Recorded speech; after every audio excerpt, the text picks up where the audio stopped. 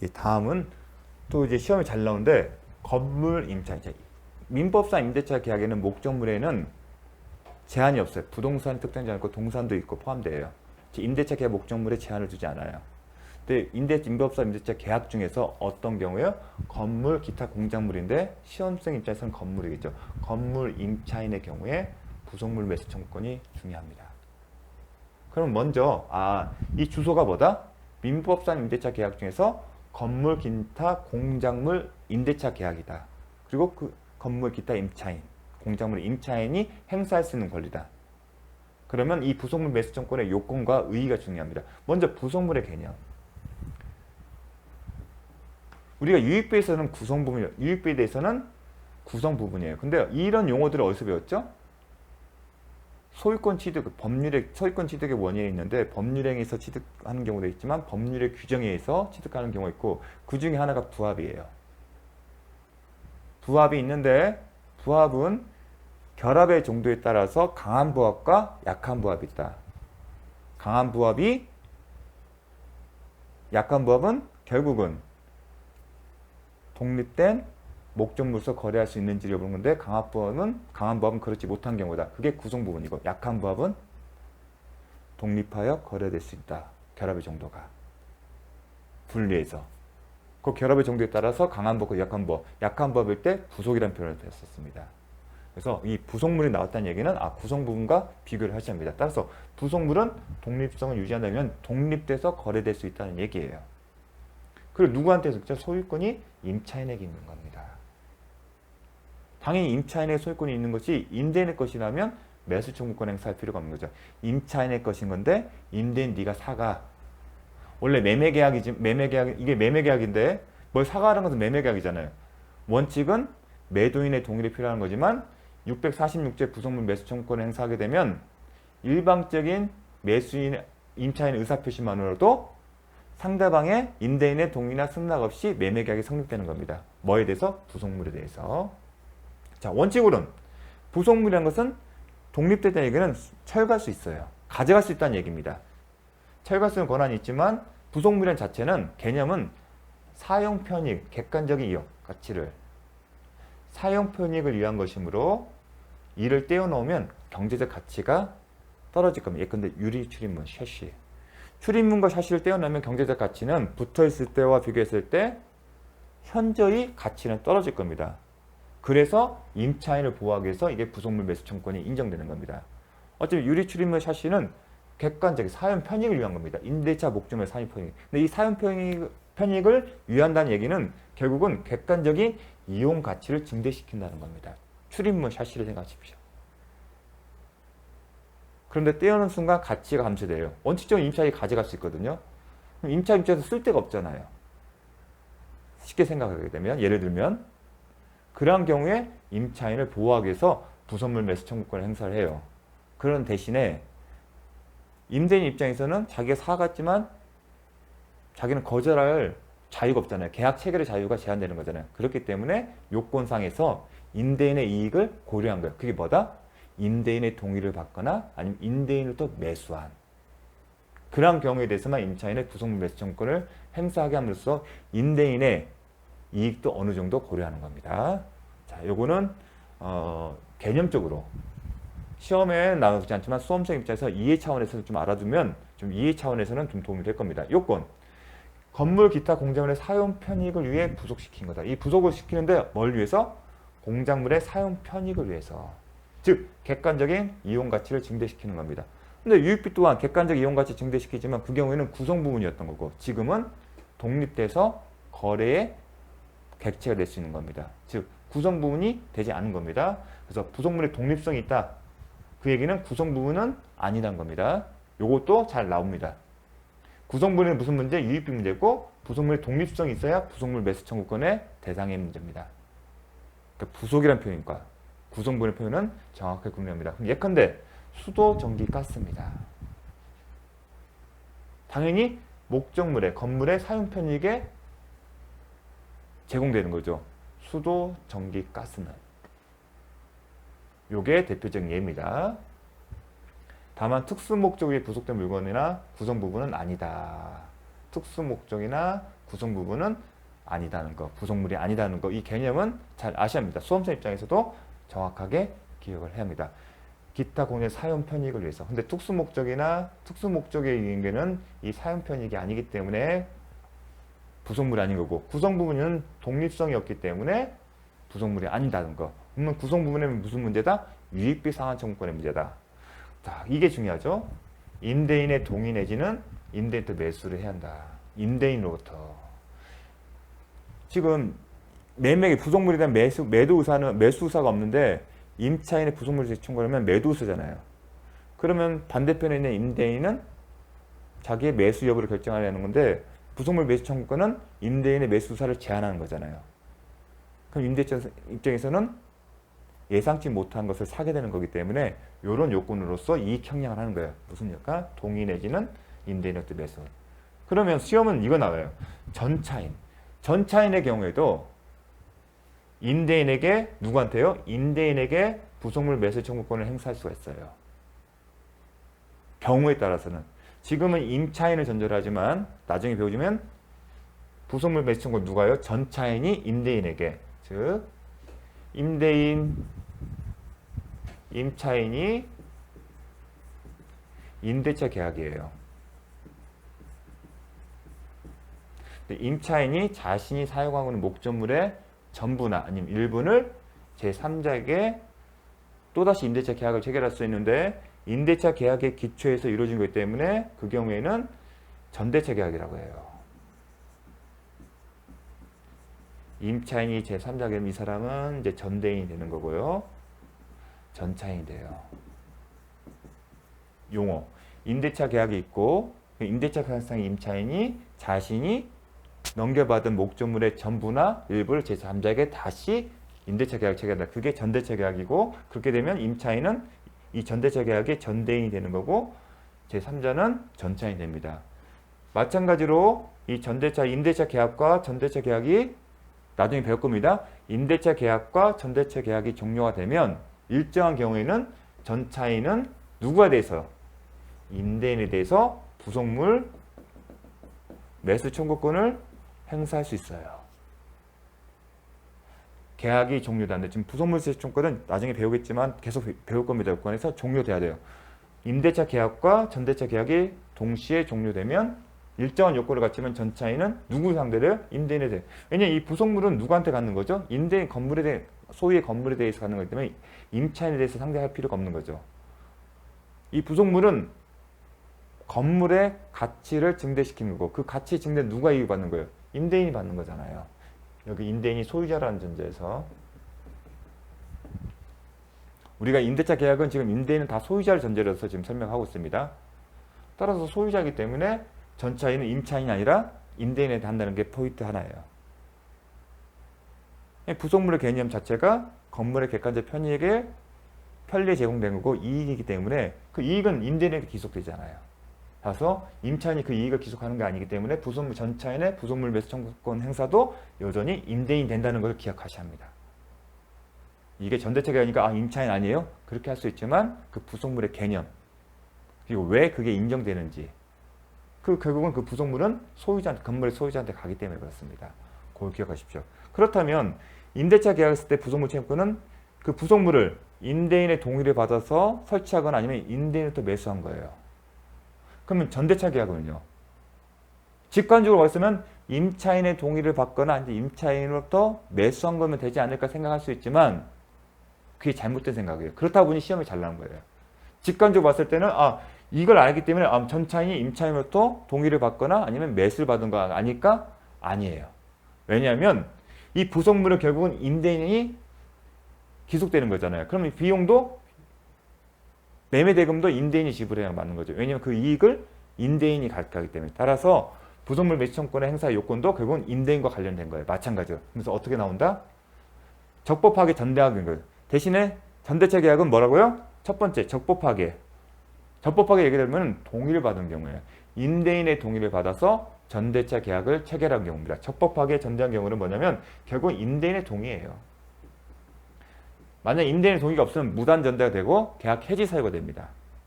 그래서 임대인의 동의를 받는 거. 그리고 전대차 계약과 종료돼야겠죠. 그 다음에 다 이제 임대인이 들어가는 거예요. 직관적으로는 임차인 것 같지만 그 부속물은 결국은 소유자인 임대인에게 가는 거잖아요. 그래서 그 매매대금 당연히 임대인이 지급해야겠죠. 그래서 임대인부터 동의받거나 임대인부터 매수하거나 임대인의 동의를 얻어서 임차인도 매수하는 경우 다 임대인의 동의예요. 직관적으로 하게 되면 임차인의 동의나 임차인 매수일 것 같은데 그게 아니라는 것. 그래서 시험에 잘 나옵니다.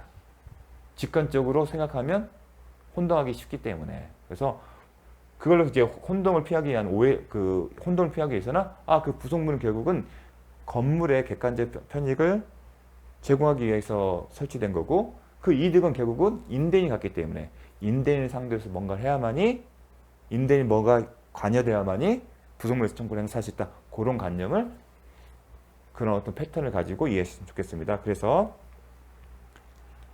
임대인의 다 동의를 얻는 거 중요합니다. 이렇게 나옵니다. 임대인의 갑의 동의를 얻은 전대차. 자, 전차인의 부속물 제시 청구는 적법한 전대의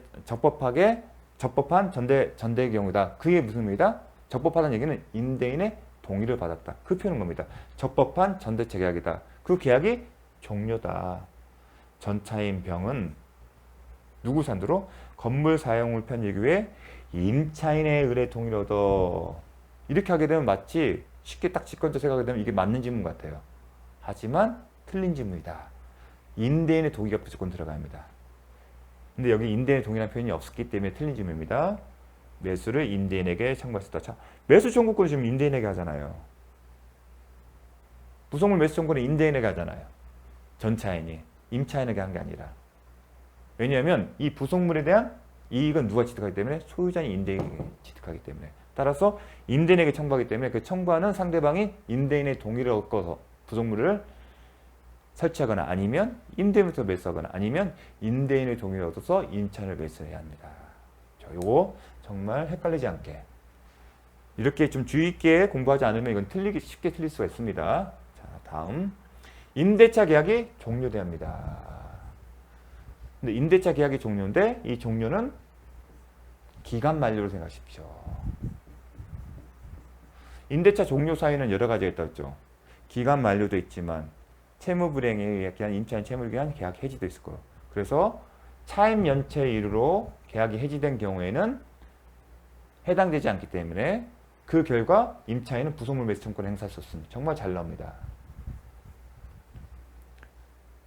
즉 임차인의 부속물 매수 청구권과 관련해서 계약 종료 사유가 채무자인 임차인의 차임 연체로 계약 해지된 경우에는 행사할 수 없다.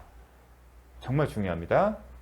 임대차 종료 전에는 행사 불가하다. 왜 이게 나오냐면 필요비에는 즉시라고 하겠기 때문에 비용 상환 청구권과 부속물 매수 청구는 항상 한 세트예요. 그래서 각각의 요건의 차이점을 명확하게 머릿속에 집어넣고 있습니다. 왜냐하면 그걸 섞어서 내기 때문에 수험생 입장에서는 그 구별할 필요가 있습니다. 편면적인 강행. 강행 규정에는 무슨 의미죠? 법조문의 내용과 달리 정하면 안 된다는 게 강행 규정이죠. 임의 규정은 달리 정할 수 있는 거. 강행 규정은 달리 정하는. 근데 달리 정하는데 그 내용을 보니까 임차인에게 유리한 경우도 있고 아니면 불리한 경우가 있을 겁니다. 그래서 불리한 경우에만 효력이 없다는 겁니다. 편면적 강행 규정의 의미는 아시겠죠? 그냥 강행 규정이라면 내용과 다르면 무조건 효력이 없다는 겁니다. 근데 편면적은 임차인에게 불리한 경우 아니면 전차인에게 불리한 것은 효력이 없다는 겁니다. 전대차 계약과 관련해서도 강행 규정이 있기 때문에 다만 요건 시험에 잘 나오진 않지만 일시적인 거 아니 일시적인 전대차인 것이 명백한 경우에는 임차인 및 전차인의 부속물 매수 청구 규정이 적용되지 않는다. 어떤 경우? 일시적인. 우리가 길가에 가다 보면 버스 정류장 앞에 가끔다 폐업, 공장 폐업 하면서 갑자기 뭐 생활용품 파는 경우가 있습니다. 그게 딱 단기간, 한 1개월만 딱 오픈해놓고 가지 않습니까? 그런 어떤 일시적인 임대차. 그런 경우까지는 인정되지 않는다는 거 함께 기억해 주십시오. 자, 요게 제일 중요합니다. 다 나올 수 있는 질문들이니까 잘 정리해 주십시오. 다음, 자, 토지 임차인의 지상물 매수 청구권. 앞전에는 건물, 기타, 공작물의 임차물의 부속물에 부속물은 토지는 없었겠죠. 왜냐면 토지 위에는 별도로 토지 위에는 지상 건물이 있겠죠. 그럼 부속물이라고 하지 않습니다. 부속물은 건물이나 공작물을 전제로 하는 거예요. 토지 위에는 지상물이라는 표현을 씁니다. 그리고 우리는 토지와 건물은 별개의 부동산을 보기 때문에 그래서 그 표현 자체부터도 좀 기억을 하십시오. 지상물의 표현을 쓰죠. 그래서 지상물. 지상물을 쓰다는 얘기는 토지를 전제로 하는 겁니다. 토지 위에 지상물 개념을 자, 지상물 매수 청구권. 근데 매수 청구권, 지상물 매수 청구권 어디서 많이 들어보지 않았습니까? 지상권에서. 지상권은 뭐죠? 토지를 사용 수익하는 거잖아요. 토지 지상권이잖아요. 건물 지상권이라는 표현은 안 쓰죠. 지상권은 토지를 사용 수익할 수 있는 권리예요. 그럼 토지 사용은 그 토지 자체를 경작하는 거지만 건물 소유 목적을 하는 것도 토지 지상권의 목적에 해당돼요. 지상권에 가서 토지를 사용 수익할 사용 수익의 형태는 그 말자로 그 토지를 경작하는 것도 있겠지만 건물 소유 목적, 건물 등의 소유 목적을 또 할 수도 있습니다. 그래서 지상권 중에서도 건물 등의 소유를 목적한 지상권의 경우에는 존속기간 만료로 계약이 종료됐을 때는 갱신청구권 행사하셨죠. 그 지상건물이 현존할 때 기억나십니까? 다만 그 갱신청구권은 형성권이 아니기 때문에 즉 지상권 설정자가 노할 수 있습니다. 거절하게 되면 갱신이 안 된다는 겁니다. 대신에 갱신이 거절되면 지상권에 뭘 할 수 있죠? 지상물 매수 청구권을 행사할 수 있다. 기억나십니까? 그거 같은 겁니다. 그래서 토지 임차인인데 토지 임차인, 토지 임차하는 경우는 무슨 경작도 목적도 있지만 형태는 토지 임대차의 목적의 형태에는 경작해서 뭐 쌀을 밭농사를 짓거나 아니면 농농사를 질 수도 있겠지만 경우에 따라서는 건물, 기타물의 소유를 목적할 수도 있습니다. 또는 토지 임대차에는 식목, 나무를 심거나 아니면 목축도 있습니다. 그런데 시험은 등이야 쓴 이유는 식목, 목축 그런 것도 표현이 있습니다. 근데 그게 잘 나오지 않기 때문에 수험생 입장에서는 건물, 기타, 공작물 등 소유 목적으로 기억하십니다. 건물, 기타, 공작물의 소유를 목적으로 한 토지 임대차의 기간이 만료해야 한다. 지상권의 경우도 존속기간 만료를 해서 종료된 거죠. 마찬가지로 기간이 만료한 경우에. 그 다음에 건물 등이 현존하는 때. 현존해야겠죠. 그런 게 먼저 할 수 있다면 계약의 갱신을 청구할 수 있습니다. 자, 643조 있는데 준용 규정이 뭐예요? 283조예요. 이게 지상권에 설정되어 있잖아요. 지상권 편에 있잖아요. 자, 갱신 청구에서 갱신의 효과가 생기지 않으면 이 얘기는 뭐냐면 일방적인 의사표시로 갱신이 되는 건 아니다. 즉, 이 얘기는 토지 임대인이 거절할 승낙이 있어야만이 오케이만이 갱신이 되는 거고 노하면 갱신의 효과가 생기지 않는다는 겁니다. 대신에 임대인이 여기에 응한다. 오케이. 승낙해야만이 갱신 계약을 체결해야 자, 응하여 갱신 계약을 응한다는 얘기는 갱신 계약을 하겠다는 얘기잖아요. 그 경우에만 갱신의 효과가 생긴다. 즉, 갱신 청구권은 형성권이 아니다. 즉, 갱신이라는 것은 계약을 갱신한다는 것은 기본적으로 계약이에요. 그럼 당사자 의사표시가 합치가 돼야 돼요. 근데 일방의 의사표시만으로도 계약이 성립되면 그게 형성권인데 계약 갱신 청구권은 일방의 의사표시로 지금 갱신의 효과가 발생한다? 아니다. 원칙대로 토지 임대인이 거기에 오케이 사인을 해야만이 갱신 효과가 발생하기 때문에 형성권이 아니다. 항상 형성권은 계약을 전제로 해서 생각을 떨으십시오. 계약에서는 당사자의 의사표시가 존재하는데 일방의 의사표시만 있다 하더라도 계약이 성립되면 그게 형성권이고 원칙대로 상대방의 의사표시, 양쪽 다 의사표시가 다 있으면 오케이 사인이 있으면 성립되면 형성권이 아닌 겁니다. 즉 임차인이 그 권리를 계약 갱신 청구권을 행사하더라도 임대인이 이를 거절할 수 있다. 이미 지상권에서 배웠습니다. 다만 임대인이 거절하면 임차인은 어떠한 권리를 행사할 수 있죠? 지상시설의 매수 청구권을 행사할 수 있다. 근데 이 경우는 매수니까 매매잖아요. 매수 청구권을 행사하면 너 이거 사가. 임차인이 매도하겠다는 의사표시잖아요. 그럼 임대인이 이제 매수인이 되는 건데 원칙적으로는 매매계약 살려면 매수인이 오케이 내 그 가격에 살게. 그런 의사표시가 있어야만이 매매가 성립되는데 이 권리는 매도인의 동의 여부를 기다리지 않고 이러한 임차인의 의사표시만 있으면 바로 매매계약이 성립되기 때문에 즉 매도인의 의사표시 즉 매매계약인데 임대인의 의사가 없더라도 임차인, 이 사람이 지금 매도인이 되겠죠. 이 사람의 의사표시만으로도 매매계약이 성립되기 때문에 형성권이다. 자, 형성권 개념을 잘 계속 반복해서 설명드립니다. 시험 출제 포인트는 이겁니다. 지상물 매수 청구권은 임대차 계약의 갱신 청구권이 전제되었기 때문에, 갱신이나 뭐냐면 어떻게 하죠? 계약을 갱신한다는 얘기는 기간이 만료되었음을 전제로 해요. 따라서 기간 만료로 인해서 임대차 계약이 종료된 경우에만 인정된다. 이게 시험에 잘 나온다고 했죠. 지상권 편에서 배웠었습니다. 갱신은 기간 만료를 전제하기 때문에, 즉 기간 만료에서 계약이 종료된 경우에만 지상물 매수 청구권을 행사할 수 있다.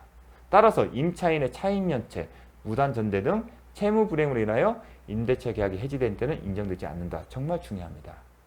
부속물 매수 청구권도 해당돼, 연관을 생각해야겠죠. 부속물 매수 청구도 임차인의 채무 불이행으로 계약 해지된 경우에는 적용되지 않는다는 거.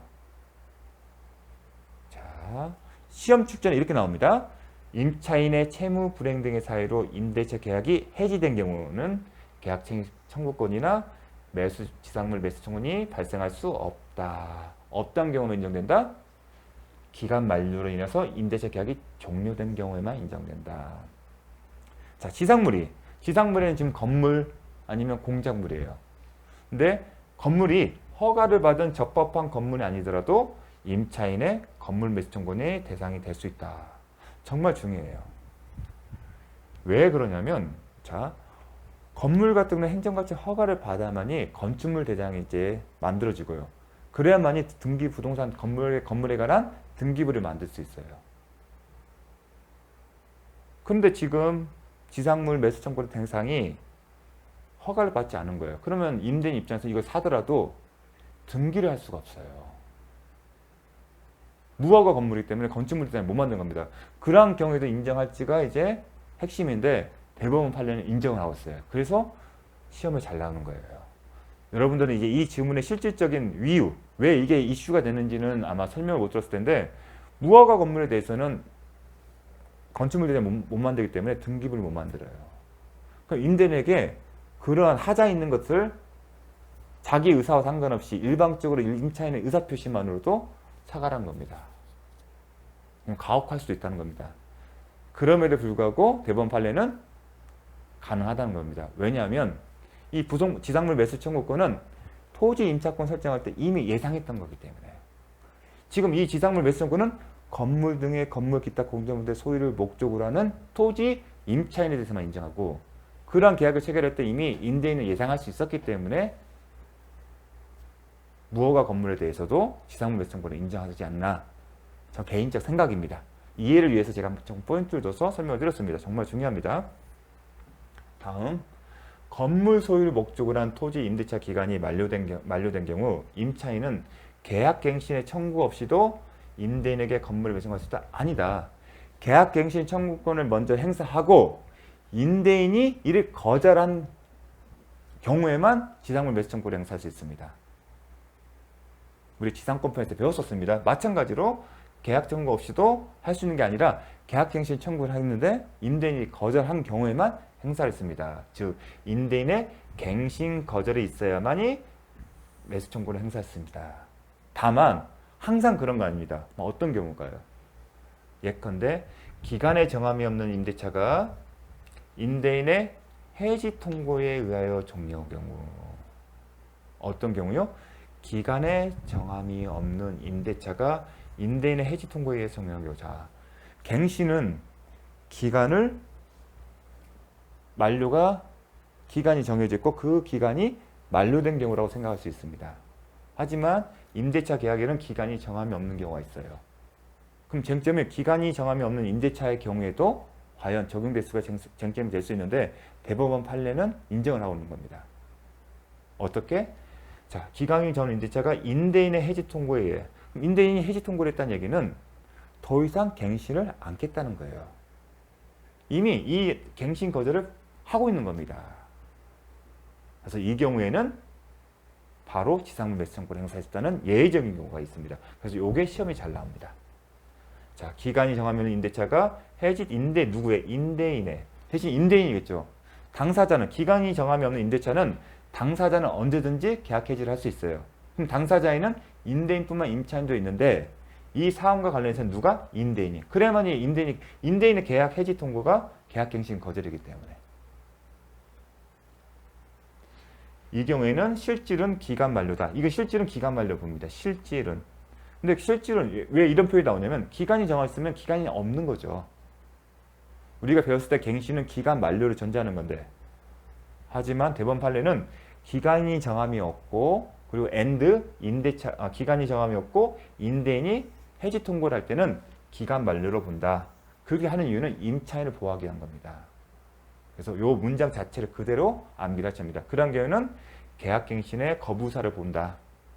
따라서 임차인은 별도로 계약갱신 청구할 필요 없이 왜냐하면 이미 계약갱신 거부사를 표현했기 때문에 곧바로 지상물 매수 청구를 행사할 수 있다. 이 원칙, 임대인의 갱신 거절이 있어야 지상물 매수 청구를 행사할 수 있는데 예외적으로 이러한 경우를 할 수 있기 때문에 이게 시험에 잘 나오고 잘 기억을 하셔야 합니다.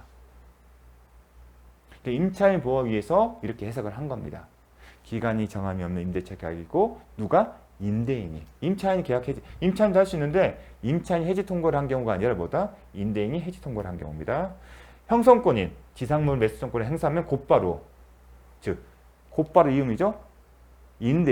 임대인의 매수 의사에 관한 동의가 없다 하더라도 임차인의 매수 청구를 행사 나 이거 지상물 매수 청구권을 행사합니다 하고 그 의사표시가 상대방인 임대인에게 도달하는 그 순간 바로 매매계약이 성립된다. 시험은 어떻게 나온다? 이렇게 나오죠. 임차인 갑의 매수 청구가 유효하려면 승낙을 요한다. 승낙이 필요 없다. 왜냐하면 형성권이기 때문에. 곧바로 매매계약 성립한다는 표현보다 상대방의 승낙이나 동의를 기다리지 않고도 바로 형성된다. 그렇기 때문에 뭐다? 형성권이다. 건물에 저당권이 설정되어 있어도 매수 청구권을 행사할 수 있습니다. 자, 토지 임대인이 건물 대 소유 목적으로 임차를 했어요. 그래서 임차인이 거기 건물을 신축했어요. 그러니까 그럼 소유자는 임차인이에요. 그럼 임차인은 그 건물을 담보로 제공하고 돈을 빌릴 수도 있어요. 그 상태에서 저당권이 설정된 상태에서 지상물 매수권을 행사할 수 있냐? 언뜻 보면 직관적으로 저당권 있는 거 주게 되면 나중에 소유권도 잃어버릴 염려가 있잖아요. 그러면 소유자가 그 저당권까지 책임져야 하는 그런 사태가 발생할 수 있는데 그게 과연 맞을까 타당할까 싶은 그런 의문점이 생긴 겁니다. 그런데 그러한 경우에도 가능하다. 그러면 이거 지상물 매수청구를 행사하게 되면 임대인은 자기의 의사 상관없이 딱 매매가 성립되는 건데 그럼 부당한 거 아닙니까? 부당할 수도 있는데 방어책이 있어요. 뭐냐? 매매대금이 이제 줘야잖아요. 이 매매가 성립되게 되면 임차인은 임대인에게 그 목적물을 인도해주고 대신에 임대인은 임차인에게 뭐죠? 매매가 성립됐으니까 매매대금을 지급해야 하잖아요. 그럼 매매대금은 보통의 경우는 법원의 감정을 통해서 결정될 겁니다. 근데 그게 10억이다. 근데 저당권이 5억 있다고 하면 매도인이 할 수 있는 거는 5억만큼을 거절하는 거예요. 이 저당권의 피담보 채권만큼 매매대금을 거부할 수 있습니다. 그렇게 하면서 보호됩니다. 이해 차원에서 이해하시면 됩니다. 왜냐하면 이 표현 자체가 기억하기 위해서. 그래서 임대인을 그렇게 해서 보호할 수 있습니다. 저당권에 해당할 만큼의 매매대금을 거절할 수 있게 만듭니다. 그게 매매편에 우리가 배우지는 않았는데 거절할 수가 있습니다. 근데 시험생 입장에서는 시험에는 나오지 않습니다. 다만 이 표현만 저당권이 설정되어 있어도 매수 청구를 행사할 수 있다. 이것만 정확히 기억하시면 됩니다. 자, 임차인 소유 건물이 임대한 토지 외에 임차인 또는 제3자 소유의 대지에 걸쳐 걸릴 이런 경우예요. 임대 토지는 이거예요. 그런데 여기는 제3자나 아니면 임차인 소유예요. 이 지상물이 딱 여기만 있으면 좋을 텐데 어떻게 됐다? 이렇게 돼 있는 거예요. 이런 경우에도 지상물 매수 청구권을 임대인 상대로 행사할 수 있는지가 쟁점이 된 거예요. 왜 쟁점이 될까요? 임대인 입장에서는 남의 땅에 있는 것까지 사가는 경우도 되잖아요. 근데 남의 땅 위에 있는 건물은 이 토지, 이 지금 남의 땅에 지금 점유하고 있기 때문에 이 소유자가 이 건물의 소유자를 상대로 이 점유자인 이 건물 소유자 상대로 철거를 청구할 수 있잖아요. 근데 이렇게 권한이 없다 한다면 임대인은 철거된 운명의 것을 쓸모도 없는 것을 쓸모없는 것을 강제적으로 사게 되는 결과가 되기 때문에 쟁점이 된 거예요. 왜 쟁점이 된지 아시겠죠? 임차인 또는 제3자 소유, 대지에 걸쳐 건립시 경우는 어떤 범위에서 매수 청구를 할 수 있는가? 결과를 잘 아셔야 합니다. 임차지상에 있는 건물 부분 중 구분 소유의 객체가 될 수 있는 부분에 한해서만 매수 청구다. 만약에 이거는 뭐냐? 구분 소유의 객체가 될 수 있다는 얘기는 구분 소유에서 독립해서 거래할 수 있다는 얘기입니다. 그 얘기는 구분 소유의 대상이 되지 않는다면 매수 청구권을 행사할 수 없다는 의미가 있는 거예요. 그걸 설명합니다. 구분 소유의 객체가 될 수 있는 부분에 하나요. 이 표현을 기억하십시오. 건물 전체가 아니라 구분 소유의 객체가 될 수 있는 부분에 하나요. 이것도 시험에 좀 잘 나옵니다. 좀 어려운 내용인데 이 그림을 보면 이해됐죠. 제3자 소유면 철거대 운명이 있거든요. 침범한 거기 때문에. 그러면 철거대 운명의 것을 임대인에 강제로 사라는 것은 적절히 않아요. 구분 소유 객체 될 수 있는 이유는 딱 이것만 살 수 있다는, 분리가 될 수 있다는 얘기예요. 그럼 건물을 어떻게 쪼갤 수 있습니까? 그런 얘기를 할 수도 있겠죠. 이렇게 생각하면 됩니다. 요 건물과 이렇게 건물이 됐다고 생각하면 되죠. 그렇게 이해를 하십시오. 건물을 자른다는 그런 표현은 아닌데 구분 소유의 객체가 될 수 있는 부분에 구분해서 별개로 독립할 거래가 될 수 있다는 겁니다. 딱 요것만 가져가는 겁니다. 요 표현 잘 기억해 주십시오. 그 다음에 지상 건물이 양도된 경우 토지 임차인은 매수 청구권을 행사 가능한가? 지상 건물에 양도되면 소유자가 우리가 지금까지 배운 것은 지상 건물의 소유자가 누구였어요? 지상 건물의 소유자와 토지 임차인이 같다는 전제였어요. 이 얘기는 뭐죠? 같지 않다는 거죠. 근데 여러분 매매 계약을 하려면 소유자가 해야 하잖아요.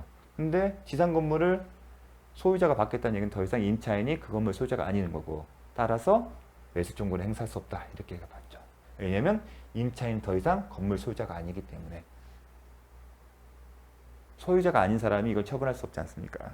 물론 매매 계약 유효하지만 타인권을 매매 유효하지만 그 지상물 매수 청구권의 의미는 그 토지 임차인이 여전히 지상 건물의 소유자였다는 전제에서 행사하는 거지 소유자가 아닌 사람이 어떻게 그 의사를 결정했습니까? 그런 편입니다. 갑소유의 X토지를 건물 소유의 목적 이런 목적이 들어가야겠죠. 그래야 토지를 토지 임대차 계약인데 건물 소유의 목적이다. 이게 읽으셔야 합니다. 이게 출제 지문이거죠. 이런 표현이 나오면 건물 소유 목적의 토지 임대차 계약이라는 머리가 딱 자동적으로 와야 돼요. 앞으로 이런 지문이 임대차 계약인데 토지 임대차 계약인데 건물 소유 목적이다. 이렇게 읽으셔야 합니다. 그냥 막연하게 이렇게 읽으면 안 돼요. 머릿속에서 건물 소유 목적의 토지 임대차 계약이다. 그렇게 딱 명확하게 딱 머리에 입력이 돼야 합니다. 그래야만이 이런 것들을 대응이 됩니다. 우리 X토지 신축가 건물의 소유권을 임대차 종료 전에 제3자에게 이전했다면 의뢰 매수 청구권은 인정되지 않는다. 이렇게 표현이 납니다. 익히지 않으면 이렇게 지문 형태로 출제 지문 형태로 익히지 않으면 준비하지 않으면 시험자는 당황할 수 있어요. 그래서 어떤 상황인지를 기억하시면서 정확하게 잘 기억하시기 바랍니다. 잘 나옵니다. 이것도 8번. 자, 잠시만요. 좀 시간이 돼가니까 자, 8번. 예. 그러면 요것도 좀 더 보겠습니다. 시간이 좀 많이 지체했기 때문에 여기까지만 하도록 하겠습니다.